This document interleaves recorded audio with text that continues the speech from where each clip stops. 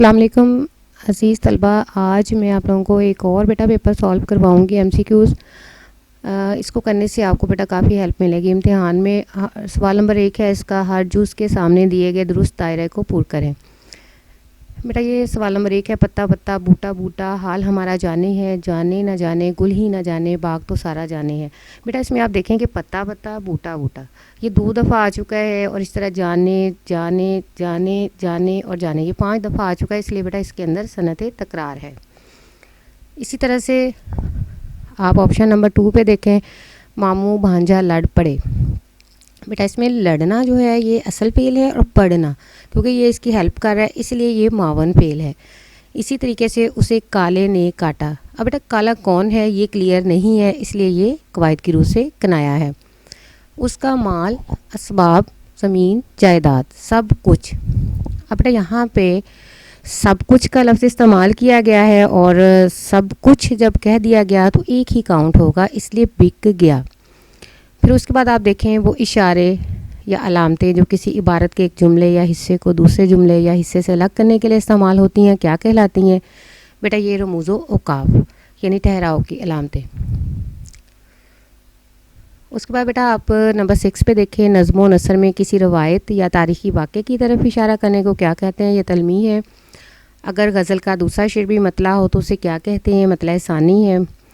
کسی امر کی تفصیل پیش کرتے وقت کون سی علامت لگاتے ہیں؟ بیٹا تفصیل ہے تو تفصیلی ہے۔ اب آپ دیکھیں سوال نمبر 9 جو ہے آپ کا، کسی پیشے یا طبقے کے لوگ تبادلہ خیال کے لیے الفاظ کو وضعی معنوں کی بجائے مخصوص معنی کے لیے استعمال کرتے ہیں، ایسے الفاظ کو کیا کہتے ہیں؟ بیٹا یہ سلنگ الفاظ ہے۔ پھر اسی طریقے سے فقیرانہ آئے صدا کر چلے، میاں خوش رہو ہم دعا کر چلے۔ بیٹا اس میں صدا اور دعا جو ہے یہ قافیہ ہے۔ پھر آپ دیکھیں بیٹا، ماں نے کہا چاند سو رہا ہے۔ اب ماں نے بیٹا چاند بیٹے کو کہا ہے، اور یہ اسی وجہ سے استعارہ ہے۔ ایسی نظم جس میں ردیف، قافیے، وزن اور بحر کا استعمال پابندی سے کیا جائے کیا کہلاتی ہے؟ پابند نظم کہلاتی ہے۔ تنقید کس لفظ سے مشتق ہے؟ بیٹا یہ نقد سے نکلا ہے۔ پھر آپ دیکھیں یہ کام آئے نہ آئے ہم انہی سے کام لیتے ہیں، گلوں سے خار بہتر ہیں جو دامن تھام لیتے ہیں۔ یہ بیٹا یہاں پہ کیونکہ دوسرے شاعر کا یہ مصرع لگایا گیا ہے، اس لیے یہ صنعت تضمین ہے۔ اس کو بیٹا آپ نے دیکھنا ہے صنعت تضمین میں، یہ وبین میں بھی ہے۔ اس کے بعد بیٹا آپ دیکھیں نمبر 15 پہ، درست جملے کی نشاندہی کریں۔ اسلم نے بانگ درا خریدا۔ بیٹا یہاں پہ بانگ درا کیونکہ کتاب ہے اس وجہ سے یہ مؤنث ہے، خریدی۔ ذیل میں استدراکی جملہ کون سا ہے؟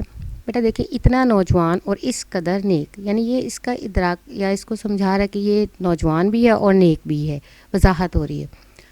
جب 2 یا 2 سے زیادہ الفاظ حقیقی معنوں کی بجائے مجازی معنوں میں استعمال ہوں تو کیا کہلاتے ہیں؟ محاورہ۔ جو فوراً سمجھ نہ آئے اور اس تک پہنچنے کے لیے سوچ بچار سے کام لیا جائے کیا کہلاتا ہے؟ بیٹا یہ کنایا بعید ہے۔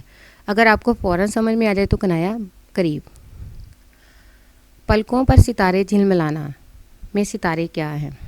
بیٹا ستارے آنسوں کو کہا گیا ہے، لیکن کیونکہ یہ ڈائریکٹ کہا گیا ہے، ستارے آنسوں کا لفظ موجود نہیں ہے، اس وجہ سے یہ استعارہ ہے۔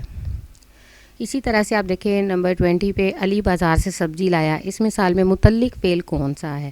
یہ بیٹا بازار سے، یہ آپ کا متعلق فعل ہے، یعنی کب، کہاں، کیسے، کس جگہ سے لایا ہے، جو حالت میں یا کیفیت میں فعل کی تبدیلی لاتا ہے وہ آپ کا متعلق فعل کہلاتا ہے۔ تو بیٹا میں امید کرتی ہوں انشاءاللہ آپ بیٹا اس پیپر کی اچھے طریقے سے تیاری کریں گے اور آپ کا پیپر بھی اچھا ہوگا۔ شکریہ۔